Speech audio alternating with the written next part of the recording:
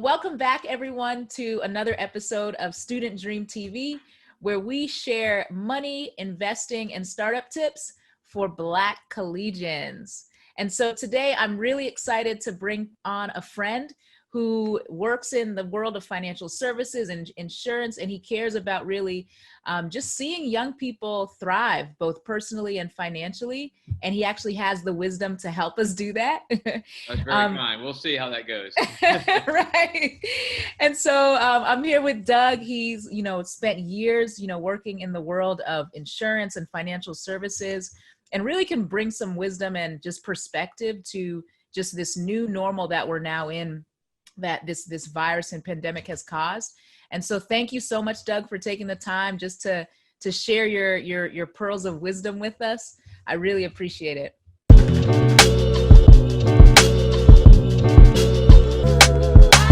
No, thank you for having me, Nina. I mean, I'm really a big fan of yours and what you're doing and Student Dream. And, I'm such a believer that, it's such a important time, high school, college, and to begin to just, if I can give any advice, I mean, one thing I reflect on as I was getting ready to do this is I actually have 3 children in college right now. Wow. So I spend a lot of time thinking about, what do they need to do? And they're all interested in very, very different things. So, so I'm really all over, excited about what you're about, and hopefully I can be a bit of helpful to someone listening. Thank you. Yeah, I think it's perfectly relevant. And so we can just jump right in. Sure. I'd love to start with just kind of thinking about the graduating class of 2020, where most kids are graduating in a few weeks. Today is April 27th, and most graduations are in the first few weeks of May. But with, just given the context of the job market and just the literal pause on our economy, what advice do you have for, specifically, what career/financial advice do you have for our students who are graduating and just trying to figure out, man, what in the world should I do and how should I navigate this new normal? Yeah. Well, first of all, I would just say congratulations. If you're graduating, that's terrific. So Congratulations to you. You did it. I'll say you did it, even though it's a few weeks away, but I trust that you'll get over the finish line. No, I think that's great. Obviously, 3 months ago, it looked like the world was at your fingertips, lowest unemployment rate in our history. Right. Across every group of people. I mean, it was just everything was there. There were all sorts of opportunities, and all of a sudden, in like a 6-week period, it's like, where did all the jobs go? Gone from the lowest unemployment, to the highest in probably 80 years. I mean, it's amazing. It's amazing the speed. So, I think some of the folks listening to this may have found employment and be ready to go, and it may still be there. And I would say, just go for it and make yourself valuable and work hard and spend less than you make. And begin to build a bit of a cushion. Maybe I'll come back to financial advice in a bit. For those that aren't sure, I would just say, now is, I would say that have a view that it's going to take 1 or 2 years for things to come back, but that things will come back, have a good chance of coming back, reasonably well, but not this year. I would not expect to wait. I would not give yourself and say maybe it'll be better in 2 months or 3 months. I would say now's not the time to be picky, and I would say just see if you can find work and get experience and make a bit of money, even if it's not your dream job. Right. I would say get going, because you never know.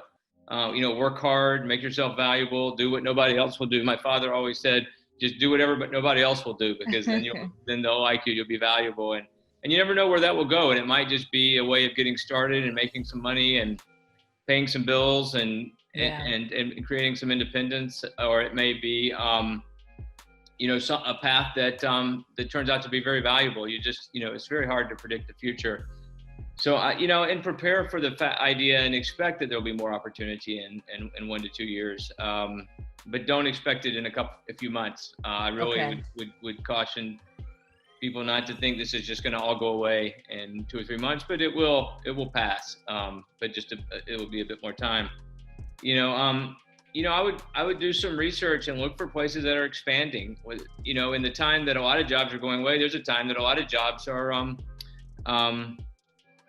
increasing. Online businesses, healthcare, a lot of logistics, IT. Just look who's hiring in the area. It may look different than what you ever thought, because out of this whole COVID-19, out of this whole crisis is going to come all new ideas. I know, you work with startups. There's going to be all sorts of new ideas. Maybe some of the graduates have those ideas, right? And if you have it, see how you can get going with it. But I would caution to, I would just suggest to get going, be less particular than you would have been a few months ago. And just start gaining experience. That's the best thing I can say. And be cautious on spending. I would tell any graduate, much less now, try to figure out how you can control expenses in the first bit of time. Build a little bit of a buffer. Okay. The first rule of managing your finances is have at least 2-3 months of expenses saved. So if you don't have, right. You're starting out. A lot of people are just getting through college and they may have debt or whatever, but say, how can I get going and how can I begin to build a little bit of a cushion? Because you just feel more free when you have a little bit more financial independence. So that's what I guess that's some of the advice I would give. No, that's great. That's great. And I mean, even like with the job process, and you mentioned like not being too particular, but is there anything that they can be doing in between just getting the job that will allow them to pay the bills, build a bit of a cushion, and between that dream job that they want, but that may not be attainable in the next 1 to 2 years? I think I would suggest to work where you can and then keep looking. But it's just learn. I mean, the late teens and really the 20s. I mean, it was my experience that's just the time we learn. I mean, that's the time we learn who we are. We learn, learn about the world, learn about business, learn about people, learn about themselves. I mean, I just think it's the time to think through, ask who am I? What am I trying to do? But also just learn and begin to build that, because I think that way of thinking, and it's a time in their life when most people have a bit more time to do that than they might have in other parts of their life. So it's a good time to volunteer. It's a good time to just, whether that be reading more, getting apps and looking through, whether it be reading books, right? Whether it be exploring videos. I mean, there's so many ways to learn. So be curious and ask questions and seek people out. Seek people out who have lived a little bit more, and it may be about a career, it may be about their faith, it may be about understanding the world, but be curious. There's almost especially as a graduating person and as someone who's starting out a career, be curious, work hard, and persevere. No, that's a great point. And that's been a recurring theme that I've been hearing over the last few weeks as I've been talking to different leaders and professionals, like continuously learning. I heard this statistic that a lot of, there are few people than you would hope who read at least one book a year, after college. And that's an issue. Yeah. And just that habit of being persistent and just constant in that learning. And so, like, can you tell me a bit about, for you as someone working in financial services and insurance, like, how do you stay sharp? What does that look like? What are some key things that if someone wanted to pursue a career in financial services or insurance, that they would have to start to learn or be exposed to? Yeah, I mean, I think in financial services, it's helpful to understand financial markets. You might read the Wall Street Journal app, or there's there's an email I've started. I guess it's free, called Finimize, which I find to be quite good. It's a 3-minute read every day on what's going on in the markets, and you can find it and subscribe for free. Sometimes it's now with Google, you can do pretty much anything, right? So you can go look for opportunities. Again, you can find someone. What I always try to encourage my kids to do is find someone who's in a field that you're interested in. My kids are all interested in things that I don't know a lot about. So they come to me and I say, well, I can tell you a lot about life, but I can't tell you anything about that field. So, right. If we run into somebody who knows something about that, we try to connect or them or, LinkedIn is a great resource. You might find someone who's nearby and just reach out and say, hey, can I buy a cup of coffee and learn about what your business is? I mean, first, whether it be insurance or financial services or whatever someone's interested in, asking a question, the worst you can do is get turned down. Right. The best thing that can happen is someone will, help you expand a little bit more and know a little bit more. And if you're particularly, these are some ideas, but I think certainly it's hard to go in the financial services world without understanding a bit about, financial markets. And to be fair, I was a mathematician. I didn't start knowing a lot about financial markets or even that much about insurance, but I was interested in applying. I didn't like science, so I didn't care about building stuff or any of those things. So I was interested in how I could apply math into the business world. And so I just started learning, and I took a few extra courses at a college, even though I wasn't really pursuing a degree after I graduated. Every course I took was like I got new glasses. I learned something that helped me see the world differently. So there's a lot of different ways to do it, but whatever works well. But when I look back on my own journey, it was in my 20s that I really spent so much of my free time learning things, which really paid off. Yeah, it's that long-term investment that I think sometimes we lose sight of. Yeah. And so you mentioned that, again, 20s is a great time to learn, just keep learning about, yourself and about life. And so when you think about looking back, when you graduated college, undergrad, what is something that you would tell yourself about life that you've learned since then? That's a good one.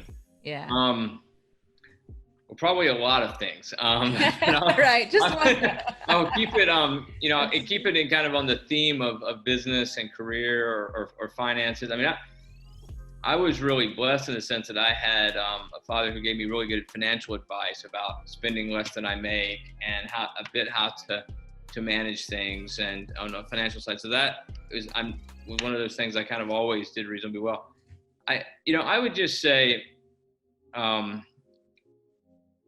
as I've worked through a long time, and people ask me, well, what should I do if I want to get here or get ahead or get this? Yeah. I would just say, work hard, be patient, and persevere, because we always want things faster than they come. It's a whole word. And you just don't control timing in life. You don't control a lot of things in life. That's another thing that's good to learn. But you do control how you behave, and you do control how you think, and you do control how you take action. And that's ultimately all you can do, because sometimes you get knocked down, and sometimes you'll get the most incredible opportunity, and Wow. And you go. I really spent a lot of time teaching my kids the word perseverance as they've been growing up, because you need it. And the people that are going to be watching this and are trying, especially right now, but even just going to need it. And so I would say work hard, be patient, persevere. I love it. It makes sense. Work hard, be patient, persevere. And so thank you so much, Doug. As we just wrap up, are there any other questions that you think our students watching, our graduates watching should be asking and answering? I think I covered most of them, but I think at this time of the COVID-19, I would probably have something different if it was 3 months ago, 4 months ago. I would just ask myself again, you probably have to be a bit more patient from what I just said, but how can I prepare for an economic recovery in 1 to 2 years. So Mm. I know people are out and they're anxious and they're wanting to go, but but just think about what they're doing now in the terms of how can I best be ready when the unemployment rate goes from 20% to 8% in 3 months, or goes back to 5% over the course of a year. Wow. That probably will be coming, but it might not come right away. And I've talked about some of those types of things, but I think that's what they should ask themselves. We've talked about learning. I think if they're working somewhere, how can I add value? Just if you go in every day and say, how can I add value here today? Good. What does my manager need from me? How can I have a positive attitude, at work, even if I'm frustrated? And maybe it's going to seem a bit like self-help, but, just continue to ask, who am I and how can I be better at being me next, this time next year? What does I need to do? And actually one that's probably a good one is, who are 5 people that I either know or don't know who I should meet and buy a cup of coffee to learn more about where I want to work, or they're doing the things I want to do, or they just have a perspective that would be helpful for me. And reach out to those 5 people, whether you know them or not, and see if you can buy them a cup of coffee. And I bet you don't go 0 for 5, and it's probably that's so good. Probably becomes time well spent. So that's probably a good question for people to ask. That's great, Doug. There's a lot to take from this short and sweet and concise just time with you. And so I just want to emphasize to all the students watching, and you have to take action, right? The worst thing you can do in this situation is to do nothing. And, Doug has literally just given you a host of things that you can do, from, thinking about how can I add value? Where are the opportunities for me to immediately start working, even if it may not be your dream job, but you can immediately start working and adding value, getting experience, and paying the bills, and building a cushion and a safety net for yourself. But then also, how can you be preparing to get to the place that you want to be in 1 to 2 years from now? And that comes from, asking those questions about, who am I? And speaking with people who are already there, grabbing them a cup of coffee. So in the comment section below, I want you to write down, what are 3 things that you're going to take action on?